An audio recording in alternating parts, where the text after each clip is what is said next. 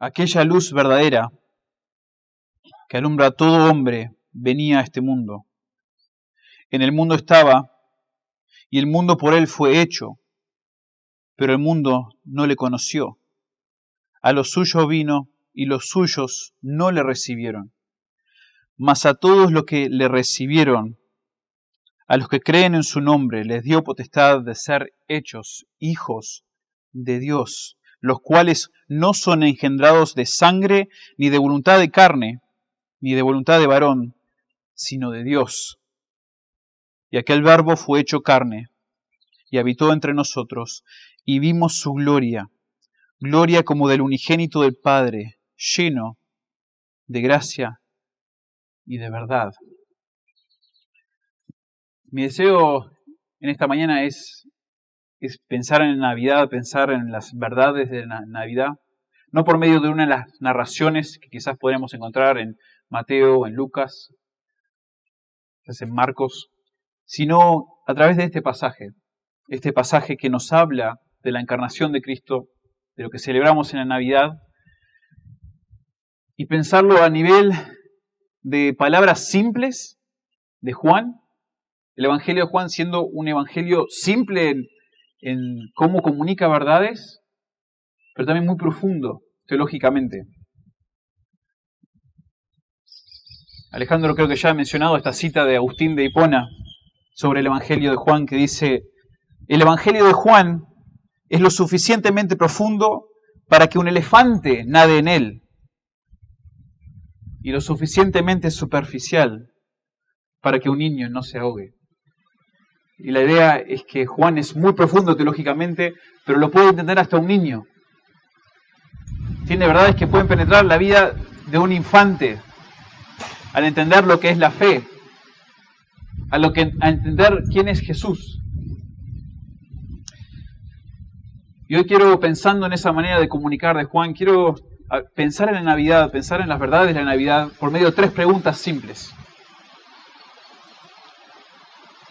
Vamos a pensar en la Navidad, en las verdades de Jesucristo, sobre este verbo, como lo presenta Juan aquí, en 3 preguntas. ¿Quién es el verbo? ¿Por qué vino al mundo? ¿Por qué vino el verbo al mundo? ¿Y cómo responderemos a su venida? ¿Quién es el verbo? ¿Por qué vino al mundo? ¿Y cómo responderemos a su venida? La verdad que el Evangelio de Juan es un evangelio muy, muy especial, tremendamente especial. Es muy distinto a los otros evangelios. Hay un gran énfasis en la relación que hay entre Dios Padre y Dios Hijo. No sé si han leído a través de Juan 17.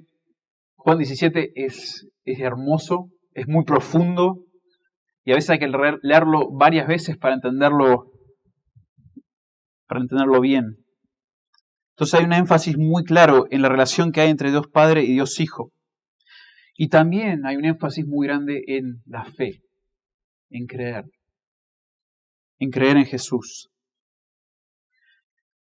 Y todos estos énfasis, y hay otros, hay varios más, lo vemos en el prólogo de Juan, en estos versículos del 1 al 18. Algunos teólogos nombran a estos primeros 18 versículos como el zaguán del Evangelio de Juan. Esa entrada introductoria a la casa, esa entrada introductoria al Evangelio, donde podemos ver lo que habla el resto del Evangelio a través de esos 18 versículos. Se repiten todos los temas de esos primeros 18 versículos a través del Evangelio. Los teólogos también, los comentaristas, los pastores dicen que esta declaración en los versículos 1 al 18 son la declaración más profunda sobre la identidad de Jesús en todo el Nuevo Testamento. Imagínense eso. Para nosotros la persona de Cristo es la esencia de nuestra fe, de nuestra salvación. Y estos primeros 18 versículos son la declaración más clara, más profunda. Y como vamos a ver ahora, al estudiar los versículos, nos habla de Jesús como verbo o como palabra. Esa sería otra traducción. Jesús como la autorrevelación de Dios es la idea. Jesús como creador preexistente, Jesús como alguien que tiene la misma naturaleza que el Padre, pero una persona distinta. Bueno, todos estos conceptos. Algo muy interesante que les quiero meramente resaltar de estos primeros 18 versículos, porque son muy profundos, pero parecen tener cierta estructura. Entre el 1 y el 18 parece ver lo que llamamos un quiasmo. Y ustedes seguramente han escuchado eso, si han escuchado a Alejandro, otras predicaciones de Tony o mías. El quiasmo es una estructura que usa el autor para enfatizar lo que está en el medio. Son secciones paralelas al principio y al final, después las dos secciones que están inmediatamente en el medio, y después lo que está más en el medio, más en el centro, es el énfasis. Ahora, esto es una estructura que nosotros podemos quizás discernir al leer, ¿verdad? Yo les mencionaba el miércoles, no este pasado, sino el anterior, a los hermanos que estábamos estudiando estos versículos y el quiasmo dentro de estos versículos, que hay personas que a veces ven quiasmos por todos lados. Y hice el chiste de que algunos algunos teólogos han estudiado en el seminario bíblico del quiasmo o asisten a la iglesia bíblica del quiasmo porque siempre ven quiasmos en todos lados. Entonces hay que tener cuidado. No veamos este tipo de estructura en todos los versículos que leamos. Pero parece que en este pasaje sí es legítimo. Déjenme demostrarles un poquito. Fíjense que en el versículo 1 de Juan 1 nos habla del verbo y que el verbo era con Dios y el verbo era Dios. Este era en el principio con Dios. Nos habla de la identidad, de la esencia. Y luego nos sigue a hablar de su ministerio. Y al final, en el versículo 18, 17 y 18, vemos algo muy similar. A Dios nadie le vio jamás. El unigénito Hijo que está en el seno del Padre, Él lo ha dado a conocer. Esa unidad entre Padre e Hijo se repite tanto al principio como al final. Y después, de una manera muy interesante, quizás hasta inesperada, en el versículo 6, nos empieza a hablar de Juan el Bautista. Juan el Bautista. Bueno, un personaje muy importante, que iba a proclamar la venida del Señor, del Mesías. Versículo 6 hasta el 8 habla del Juan el Bautista. Y el versículo 15, otra vez, vuelve a hablar de Juan. Juan dio testimonio de él y clamó diciendo, este es de quien yo decía, el que viene después de mí, es antes de mí, porque era primero que yo. Y es como este salto de hablar primero de la identidad de Jesús al principio, después al final, y después hablar, siguiendo ahí en los versículos 6 al 8, hablar de Juan el Bautista, y volver en el versículo 15, da cierta intriga. ¿Por qué este tipo de revelación? ¿Por qué estás escribiendo así, Juan? Y por lo visto, el deseo de Juan, obviamente, es revelarnos la identidad de Jesús, quién es, y que es mejor que Juan solo dio testimonio de él, que es uno con Dios en esencia, pero tres en persona, como nos dice la Trinidad, nos enseña la Trinidad. Pero está enfatizando el centro del pasaje. Y el centro del pasaje nos habla de la encarnación del Verbo. Y lo que más se enfatiza, crean o no, y esto me encanta, es nuestra respuesta al Verbo. ¿Cómo vamos a responder a ese Verbo encarnado? Fíjense que Juan enfatiza, todo el Evangelio enfatiza, debes creer en el Señor Jesús. Todo esto lo estoy revelando, lo estoy describiendo para que creas.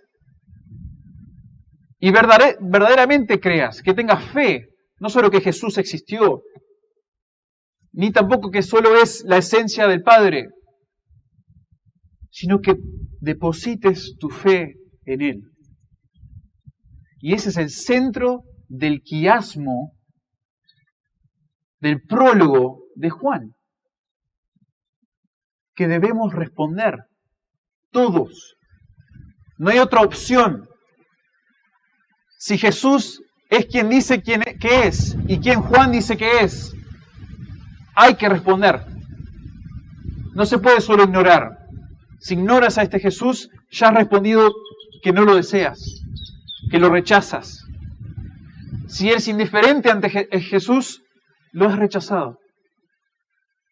Es una cosa o la otra.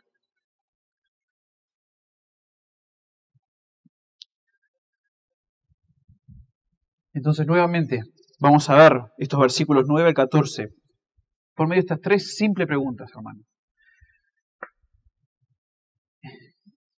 Y siendo que quizás la mayoría aquí conocemos a Cristo, conocemos al Señor, que esto también sean principios, sean preguntas que nos podamos plantar en esta Navidad. Que cuando nos juntemos con familia, con nuestros hijos especialmente, con hermanos de la iglesia, aún con incrédulos, que quizás podamos pensar en estas preguntas. ¿Quién es el Verbo? ¿Quién es Jesús? ¿Por qué vino al mundo? ¿Y cómo vas a responder ante su venida?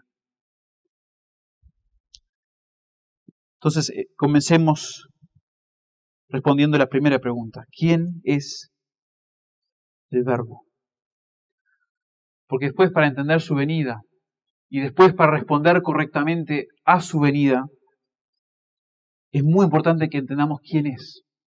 Y ¿saben qué, hermanos? Esto a veces se pierde cuando predicamos el Evangelio, cuando hablamos de Jesús en el tiempo de Navidad. Jesús vino a este mundo, murió por ti, cree en Él. Bueno, pero esencial para ese mensaje del Evangelio, ese mensaje de la Navidad es ¿quién es este Jesús? ¿Quién es el Verbo? Y los versículos 1 al 18 enfatizan esta revelación de Jesús, de quién es el Verbo. Hay una palabra en el original, un verbo, que es muy común, el verbo en todo el Nuevo Testamento. Pero aquí se usa una y otra vez, casi en todos los versículos. Y es el verbo ser, o es. Que el verbo es Dios. Que fue esto, que es aquello. Se repite 11 veces en los versículos 1 al 18. Y lo primero que se nos dice ahí en el versículo 1, y solo les revelo lo que dice el versículo 1, les explico para que entendamos quién es, aunque vamos a enfocarnos en versículos 9 al 14. Jesús, o esta persona, que todavía no se dice que es Jesús, o no se entiende que es Jesús hasta el versículo 14 en realidad, pero es el Verbo, es en el original el Logos. Si ustedes fueran a leer otras traducciones en otros idiomas, verían que no todos, y no en todos los idiomas han traducido aquí verbo, la palabra logos. De hecho, es intrigante por qué los autores en el español decidieron escoger verbo. Porque el sentido más común de la palabra logos es palabra. Esta es la palabra. Y algunos dicen que quizás en español o en el castellano decidieron traducirlo verbo porque no querían vincular la persona de Jesús con la Biblia. Que ese no fuera el vínculo principal, que no pensemos, bueno, Jesús es la Biblia es Jesús. O que también querían enfatizar el hecho que sí es una palabra, pero es una acción, una palabra activa. Jesús es la palabra de Dios, pero en acción. Bueno, no sabemos de seguro por qué, pero hay cierto tipo de legitimidad de traducir de esa manera.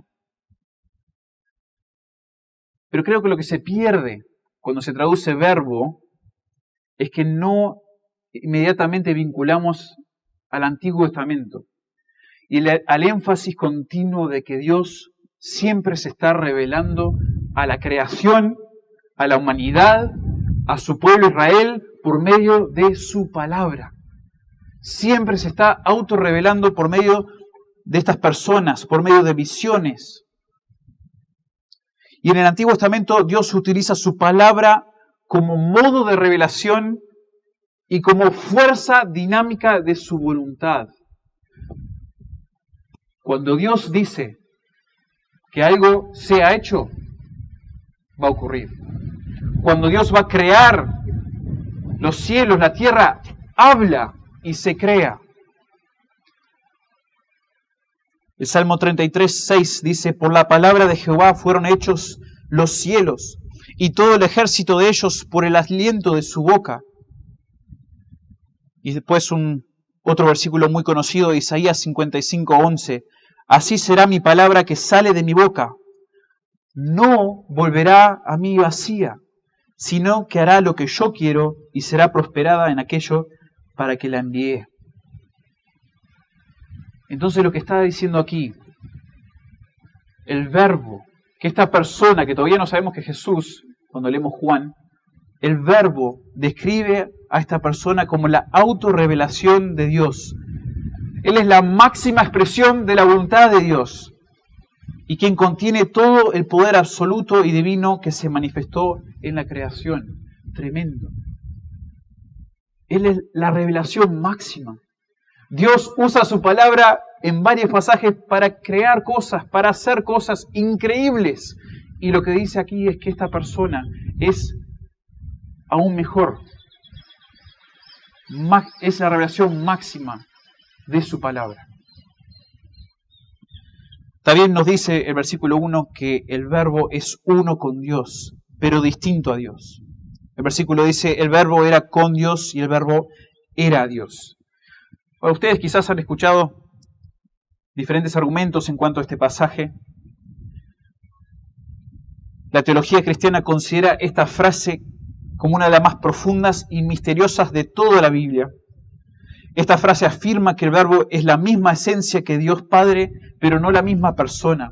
Y no quiero entrar tanto a ese detalle teológico de lo que se llama la unión hipostática de Jesús con Dios, del Hijo con el Padre. Hay cierta discusión. Y seguramente, quizás muchos de ustedes le ha llegado alguien a la puerta, les toca y le empieza a hablar de Jesús, le empieza a hablar de Dios, pero Jesús para ellos no es Dios. No es la esencia de Dios. Es un buen hombre. Es un hombre quien Dios honró y después lo exaltó de una manera muy especial y particular, pero no es Dios. Bueno, este pasaje lo contradice totalmente.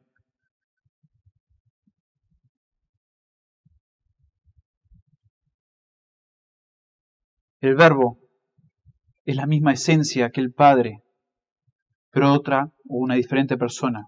Agustín de Hipona usaba la analogía del sol y sus rayos, o del fuego y la luz, siendo dos cosas diferentes, pero que están unidas intrínseamente, decía él. Bueno, esto es muy importante, hermanos, a nivel de la profundidad de quién es Jesús, que Él es Dios. En su esencia, en su naturaleza, Él es uno con Dios, Padre. Y el hecho que nos dice que Él estaba con Dios, que Él era Dios y estaba con Dios desde el principio, es una realidad hermosa que después se ve en Juan 17. Juan 17:5 dice: ahora pues, Padre, glorifícame tú al lado tuyo, con aquella gloria que tuve contigo antes que el mundo fuese. Una relación tan íntima. El Padre y el Hijo eran compañeros eternos, por la eternidad. Y eso es importante en este pasaje. Llegando a los versículos que nosotros ahora vamos a enfatizar en un momento. Por último, solo quiero decir, respondiendo a esta pregunta, ¿quién es el verbo? El verbo es la palabra, la autorrevelación de Dios. El verbo es uno con Dios, pero distinto en persona a Dios Padre, lo cual muestra un vínculo muy importante entre ellos. También es el creador preexistente, de acuerdo al versículo 2 y 3. Dice el versículo 3, todas las cosas por Él fueron hechas, y sin Él nada de lo que ha sido hecho fue hecho. Versículo 10, en nuestro pasaje, el mundo por Él fue hecho por Él. Ambas referencias a la creación. Y la intriga principal quizás de este versículo, de este capítulo, versículo 1, es que comienza igual que Génesis 1. Génesis 1, si recuerdan, dice: en el principio creó Dios los cielos y la tierra. Juan 1:1 empieza: en el principio era el verbo. La frase que coloca al verbo junto al Padre en la creación introduce todo el Evangelio. Y esto nuevamente hermanos, afirma la deidad del Verbo y exalta su autoridad. Él es el creador. Él no es creación del Padre, de Dios, Él es creador. Él tiene toda la autoridad de Dios Padre.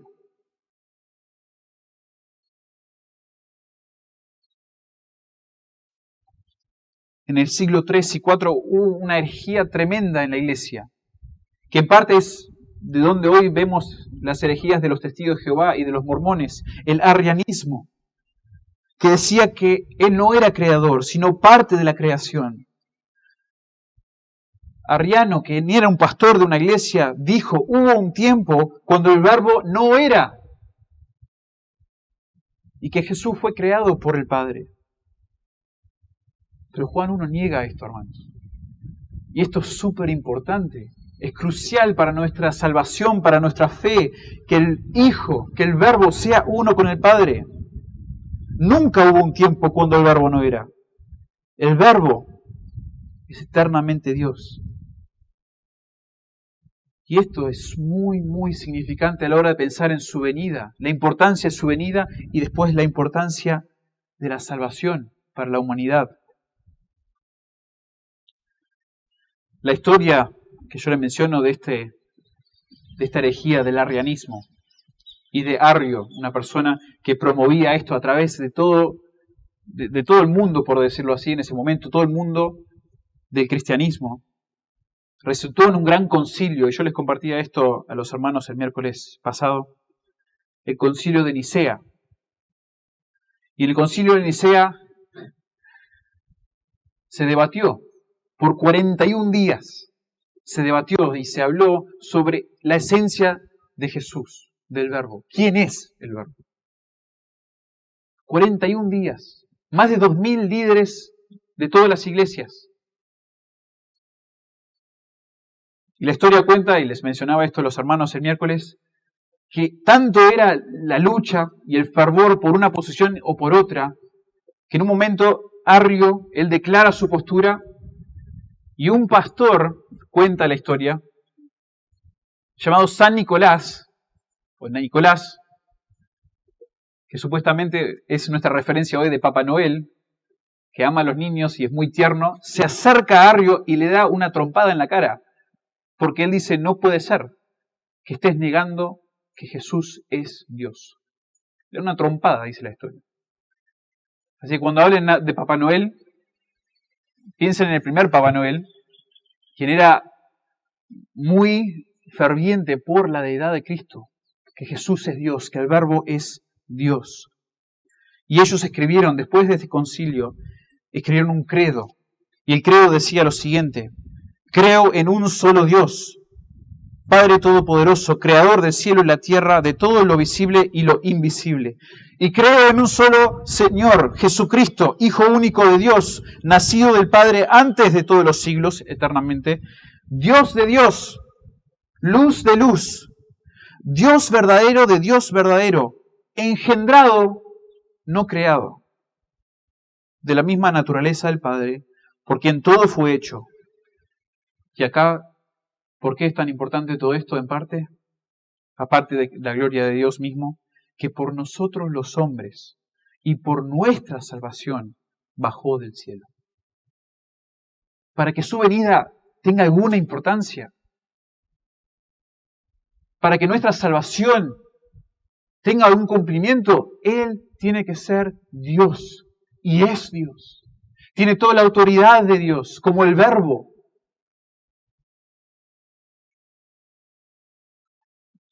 Jesús es el Verbo. Es una esencia con el Padre, co-creador con el Padre, dándole toda autoridad sobre la creación, pero distinto en persona, lo cual le permite a Él, y esto es por qué es tan importante que Él fuera otra persona, porque Dios Padre no se encarna, sino el Hijo, el eterno Hijo, se encarna y viene a la tierra. Queridos hermanos, cuando hablemos de Jesús en la Navidad, de aquel que nace en el pesebre, no es aquel niñito Jesús, pobrecito, que seguramente tuvo frío en ese establo o en esa cueva, según como diga la historia. Estamos hablando de esta persona, el Verbo, quien es Dios sobre todo, Rey sobre todo, Creador de todo, vino a la tierra. Crucial que entendamos quién es Jesús. ¿Quién es Jesús? El Verbo encarnado, Dios hecho hombre.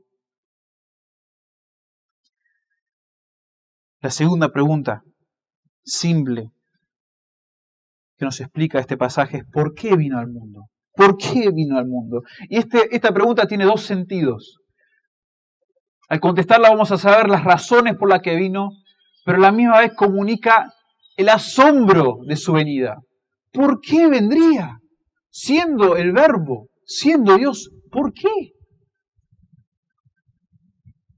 Es ilógico, completamente absurdo que haya venido. Y las razones que nos da el pasaje las resumo en dos. La primera razón por la que vino, para contestar en primer lugar esta pregunta, ¿por qué vino al mundo? La primera razón es para hacer y dar luz a un mundo en tinieblas. Para hacer y para dar luz a un mundo en tinieblas. Versículo 9. Aquella luz verdadera que alumbra a todo hombre venía a este mundo. Ya los versículos anteriores nos vienen diciendo que Jesús, o que el Verbo,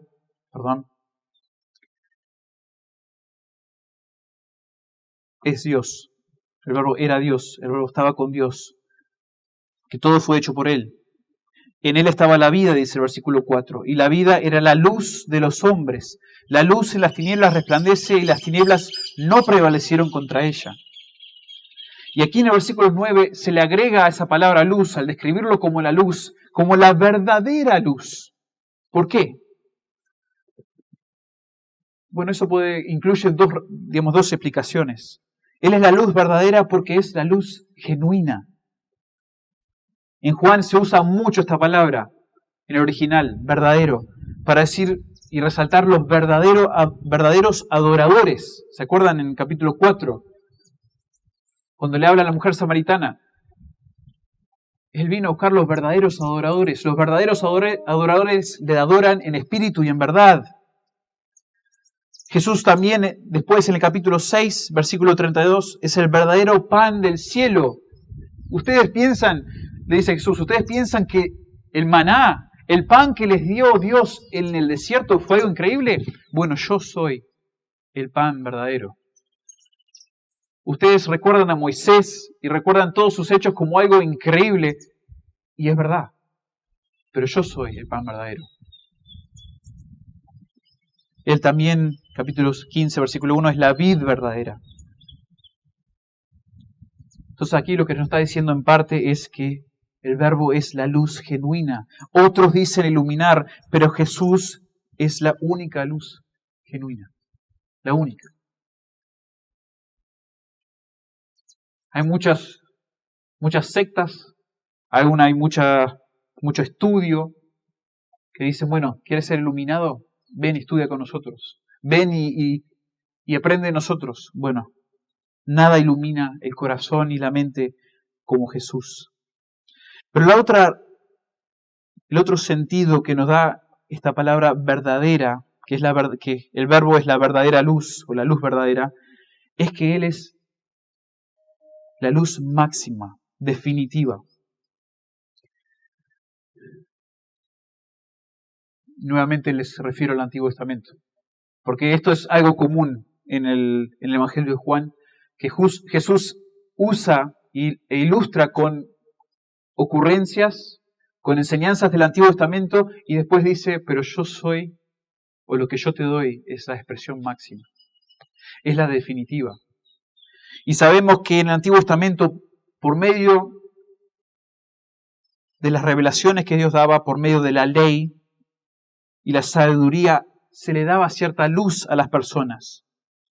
Pero el punto de Juan es que el Verbo vino al mundo para ser la luz, la verdadera luz. El Verbo vino para ser la revelación genuina y máxima, definitiva de Dios.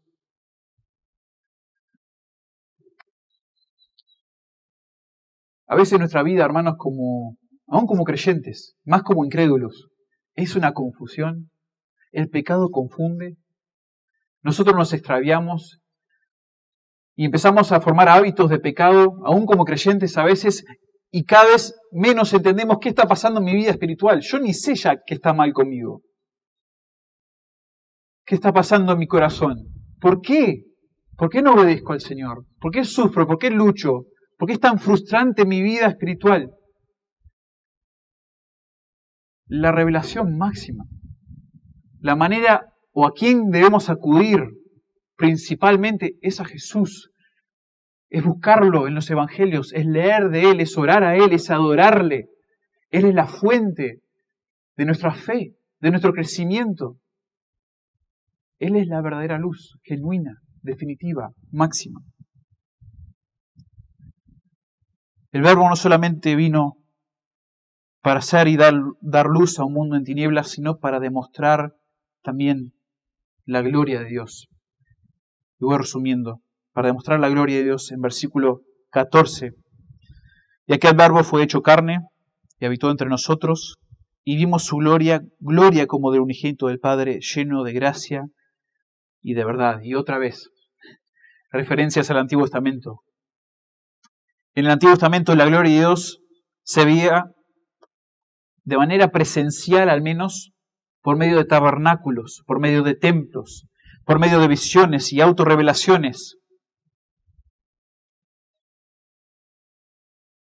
Pero el Verbo es la encarnación máxima, definitiva nuevamente de esta presencia de Dios.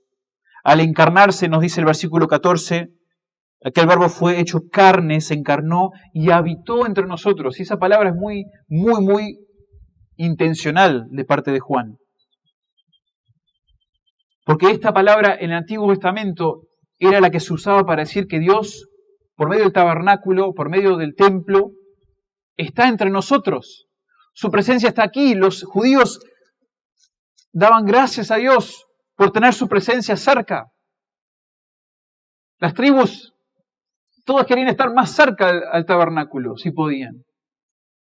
Cuanto más cerca, mejor. Moisés le rogaba al Señor, si no vas con nosotros, Señor, no quiero ir a ningún lado. Tu presencia es necesaria. Cuando el Verbo se encarnó, Él habitó. Él tabernaculizó, no sé, estoy inventando una palabra, pero es la traducción quizás literal de lo que está diciendo acá. Se acercó a nosotros, vivió entre nosotros, nos mostró la gloria del Padre como nunca se ha visto antes.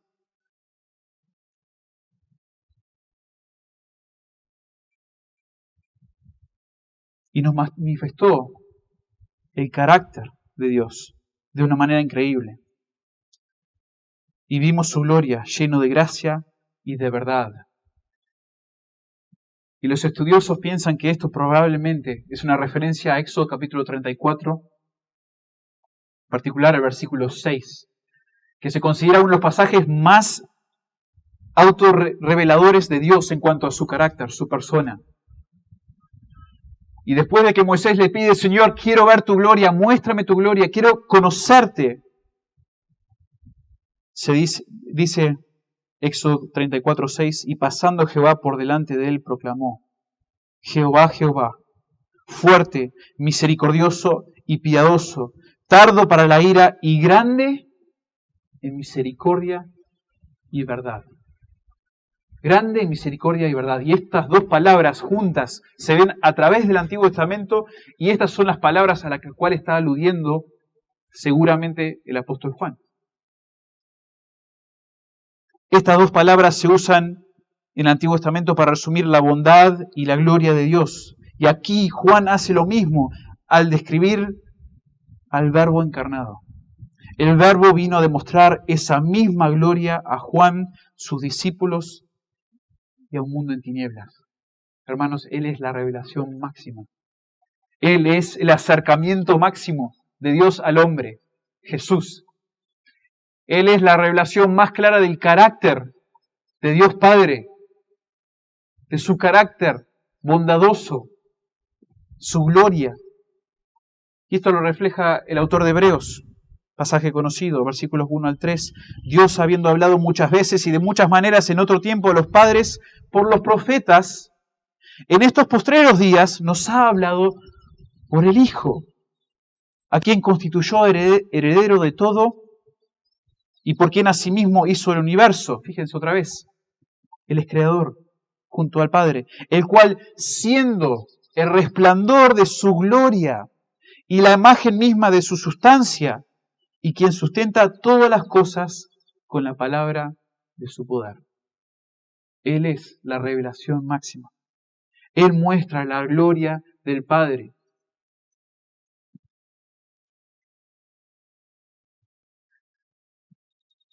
Pero contestando esta pregunta, esta segunda pregunta, ¿por qué vino al mundo? Y vemos esas dos razones: para hacer luz, para dar luz en un mundo de tinieblas, para demostrar la gloria del Padre. También esa pregunta nos hace reflejar, hermanos, y esto es clave, el asombro de su venida. Lo asombroso, ¿por qué vino? Este verbo, Dios, en su naturaleza, distinta persona, pero Dios en su esencia, ¿por qué vendría así? Y el asombro se comunica en por quién está viniendo y a quién vino, porque se nos dice que Él vino al mundo. Versículo 9, final de 9 y 10. Aquella luz verdadera que alumbra a todo hombre venía a este mundo. En el mundo estaba y el mundo por Él fue hecho, pero el mundo no lo conoció. El mundo en Juan, hermanos, no es solamente el universo o esta tierra. No es una expresión o, digamos así, un sustantivo neutral, positivo aún, nada que ver. En Juan, cuando se habla del mundo, se habla del mundo como un sistema satánico, en contra de Dios, anti Dios. Quizás se puede traducir terrenal, mundano, diseñado para oponerse a Dios. Es la idea que Juan mismo comunica después en una de sus epístolas. 1 Juan 2:16. Porque todo lo que hay en el mundo, los deseos de la carne, los deseos de los ojos y la vanagloria de la vida, no proviene del Padre, sino del mundo. Entonces podríamos leer esas descripciones y decir que el mundo y lo característico de ese mundo, de este mundo, es repugnante para Dios. O podría ser repugnante porque lo rechaza.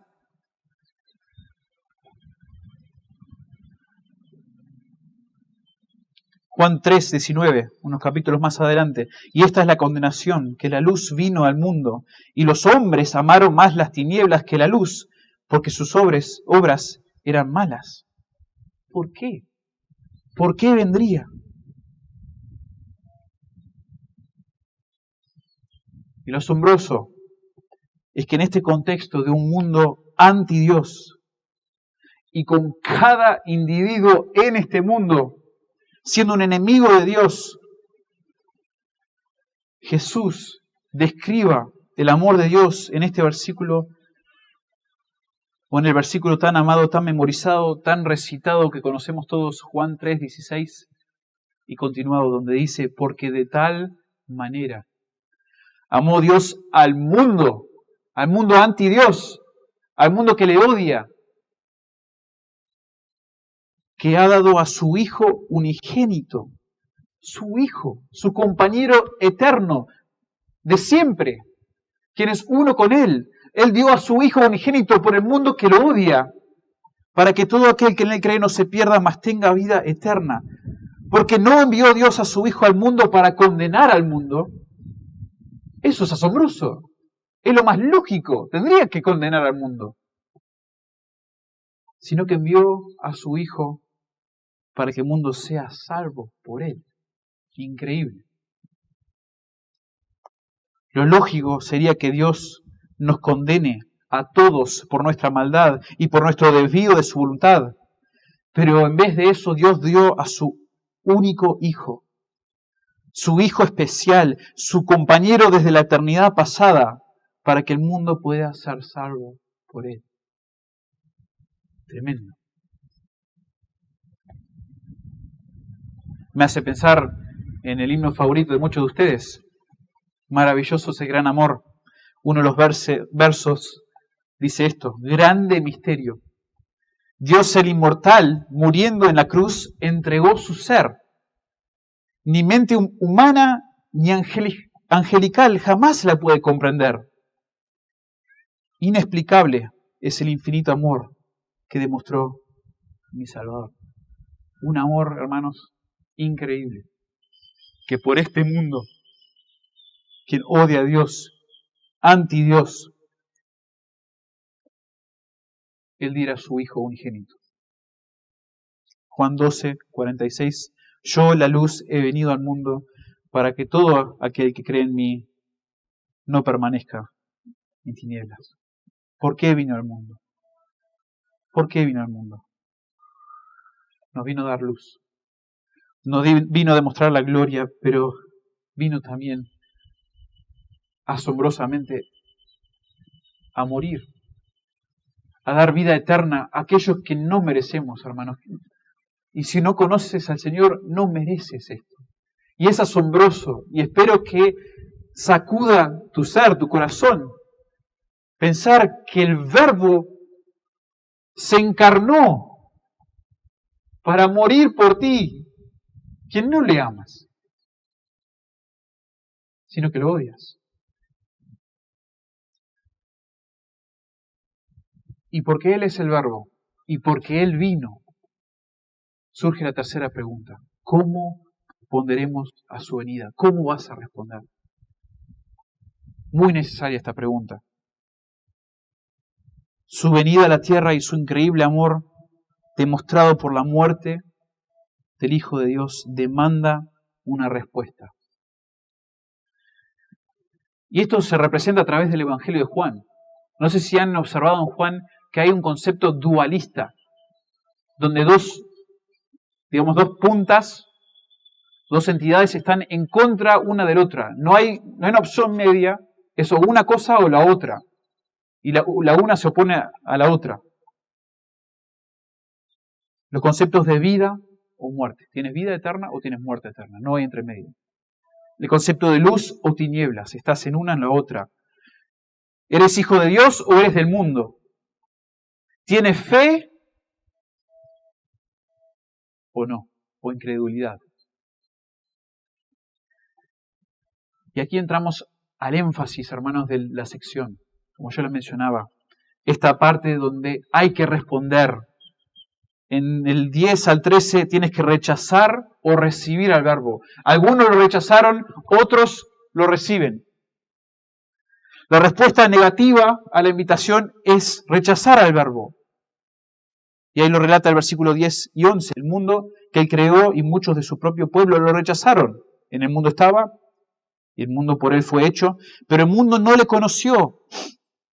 A los suyos vino y los suyos no le recibieron. Tremendo esto. Su propia creación, el mundo, no lo recibió como la luz del mundo, la esperanza de la tierra. Y aún más, su propio pueblo lo rechazó como Mesías. Ahí se refiere esas dos cosas. En el mundo estaba, y el mundo por Él fue hecho, pero el mundo no le conoció. Y después se especifica decir, a los suyos vino, a su pueblo, pero tampoco los suyos lo recibieron. Y este rechazo, si fuéramos a seguir leyendo en Juan, lo vemos en los primeros 12 capítulos. Los judíos, los líderes, los que debían reconocer a Jesús, el Mesías, lo rechazaron. Y esta es la realidad, hermanos, del mundo. Probablemente la mayoría de las personas a quien le prediques el Evangelio o que escuchen el Evangelio van a rechazar. Responden de diferentes maneras, algunos no tan agresivamente como otros, algunos son indiferentes, ignoran a su Creador y a la salvación que ofrece Jesús. Pero esto igualmente es rechazar. No hay una tercera opción. Hay que rechazar o hay que recibir.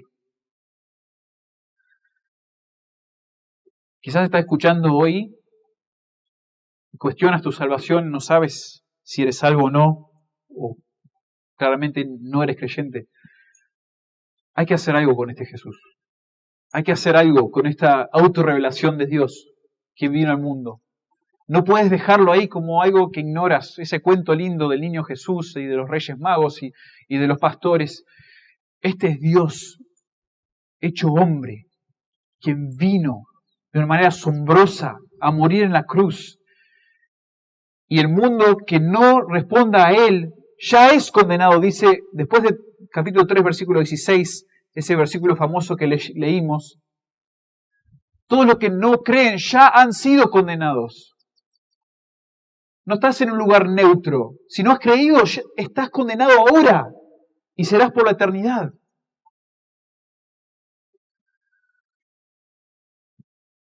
Y el Evangelio de Juan ruega por una respuesta positiva, que respondemos positivamente en fe.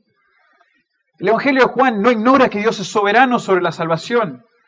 Los que creen son los que el Padre atrae a sí mismo, capítulo 6. Él los llama a sí mismo. Él es el que da la vida.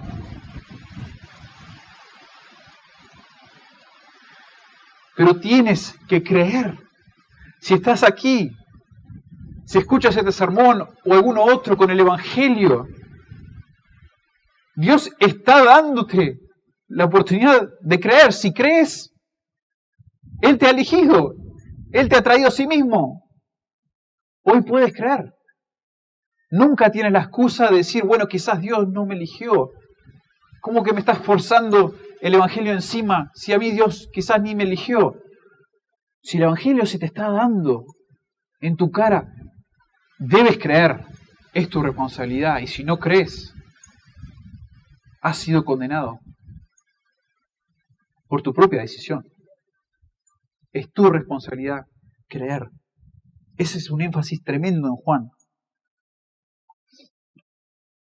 Y lo opuesto a rechazar al verbo, obviamente, es recibirlo. Como dice así el versículo 12. Mas a todos los que le recibieron. A todos los que le recibieron. No me quiero extender demasiado en esta palabra, pero el uso de esta palabra de que debemos recibir a Jesús, a veces se ha usado muy mal.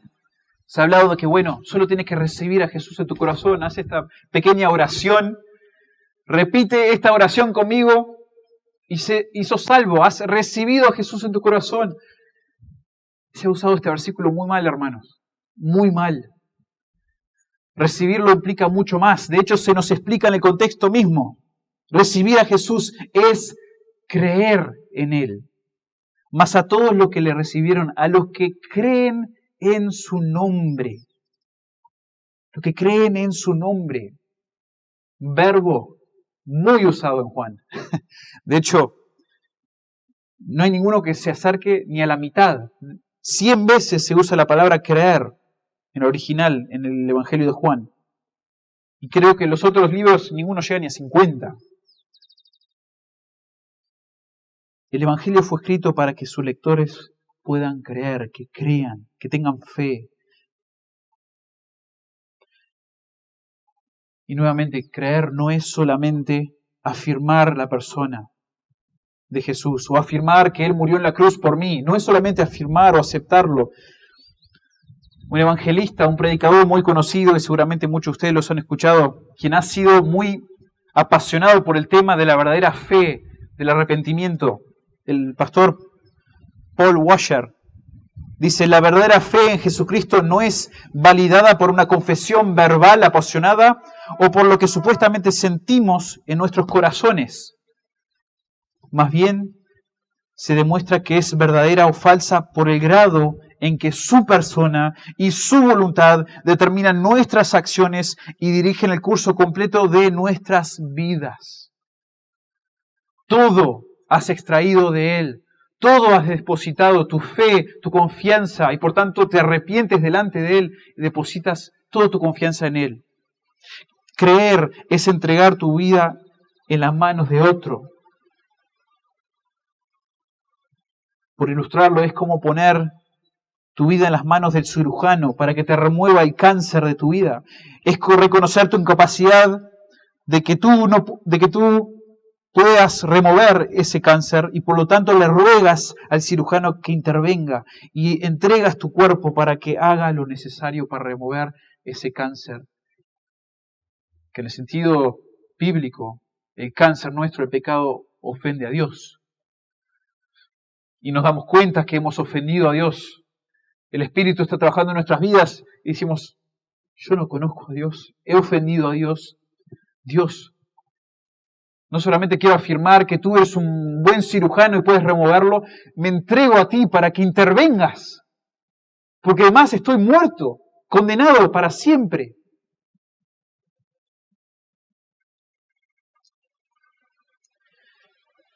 Y pauso solo un segundo para decir que esto, hermanos, es la realidad de nosotros creyentes también, en nuestra santificación.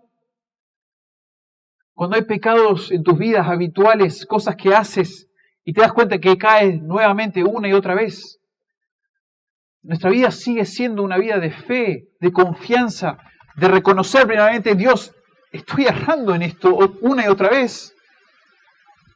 Necesito que intervengas. Voy a dejar de ignorarte, de ignorar ese pecado. Voy a obedecerte ahora y ayúdame a obedecer. Interven en mi vida.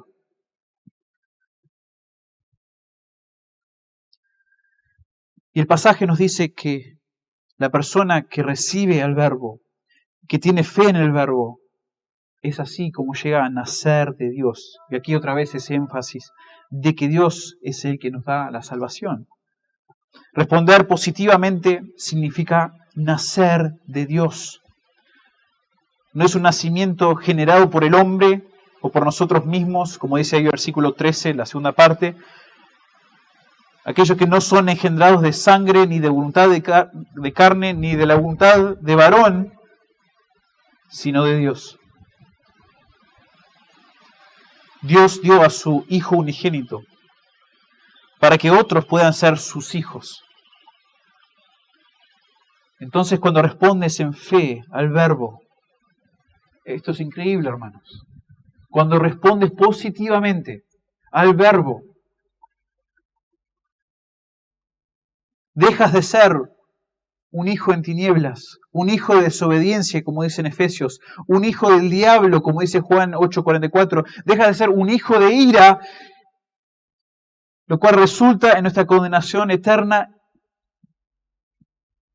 y llegas a ser hijo de Dios. Dios te hace parte de su familia. Dios te hace su hijo. Dios te hace su hija. Y eso es un cambio enorme, hermano. Pasamos de ser del mundo a ser hijos de Dios, aquellos que pueden clamar con Pablo en Romanos 8, 15, 17, pues no habéis recibido el espíritu de esclavitud para estar otra vez en temor, sino que habéis recibido el espíritu de adopción, por el cual clamamos, Abba, Padre. El Espíritu mismo da testimonio a nuestro espíritu de que somos hijos de Dios. Y si hijos, también herederos, herederos de Dios y coherederos con Cristo. ¿Cómo puede ser? Tan metidos en nuestro pecado como hijos de ira estábamos, tan parte de las tinieblas en nuestras acciones, hijos de desobediencia, hijos del diablo. Y ahora, porque Jesús hizo algo y yo hice nada, ahora soy hijo de Dios, coheredero con Cristo de todas las cosas. Increíble la promesa de Cristo para aquel que cree, para aquel que tiene fe. Dios le hace nacer de Él mismo. Entonces, hermanos, para concluir, en esta Navidad, hermanos, pensemos, meditemos en quién es el Verbo. ¿Quién es? Pensemos profundamente de nuestro Señor Jesucristo. Que no sea otra Navidad linda que pasamos lindo con familia, comimos muy rico y seguramente va a ocurrir. O sea, gocémonos en esas cosas. Pero pensemos con nuestros hijos, con otros. Meditemos en el Verbo. ¿Quién es? ¿Por qué vino? Y que esto nos lleve a responder en fe. Que esto nos lleve a responder en fe. Para algunos que están aquí para salvación. Que respondan en fe para salvación y adopción como hijos. Aquellos que todavía no han recibido el verbo. Y para nosotros que sí estamos en Cristo, meditemos en el verbo. ¿Quién es? ¿Por qué vino? Y que respondamos en fe en otro tema que Juan también enfatiza, que es la preservación de Jesús y su fidelidad a nosotros que ya estamos en Él. Que Jesús nos va a preservar en nuestra fe y nuestro fruto espiritual. Juan 6:39, y esta es la voluntad del Padre, el que me envió, que de todo lo que me diere, no pierda yo nada, sino que lo resucite en el día postrero. Otro versículo tan hermoso para el creyente, Juan 10:29, todo esto en el Evangelio de Juan. Mi Padre, que me las dio, es mayor que todos, y nadie las puede arrebatar de la mano de mi Padre. Si eres hijo de este verbo, Dios encarnado, nadie te puede remover. Y por lo tanto, hermanos, permanezcamos en Él, como dice Juan 15. Permanezcamos en Él en esta vida, pensemos en Él, meditemos en Él, dependamos de Él. Él es nuestro todo. Juan 15:4, permaneced en mí y yo en vosotros. Como el pámpano no puede llevar fruto por sí mismo, si no permanece en la vid, así tampoco vosotros, si no permanecéis en mí. Yo soy la vid, vosotros los pámpanos. El que permanece en mí y yo en él, éste lleva mucho fruto. Qué hermoso, hermanos, cuando llevamos mucho fruto. Qué linda es la vida, qué felicidad, bienaventurados somos. Llenos nos sentimos, satisfechos en Cristo cuando damos fruto. No porque nosotros nos pusimos a servir a nuestra manera y vamos para adelante, sino porque estamos permaneciendo en Él, conectados a Él, recibiendo de su nutrición, de su vida.